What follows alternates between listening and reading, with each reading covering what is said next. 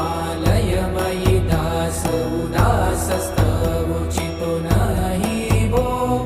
साम्ब सदा शिव शम्भो शङ्कर शरणं मे तव चरणयुगम्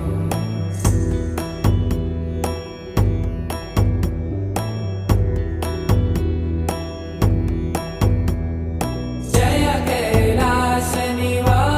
प्रभात गणाधीश भूसुरार्चित भो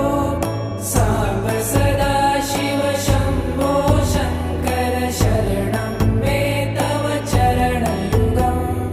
जुनतक झङ्किडु जुनतक कीटतक शब्दै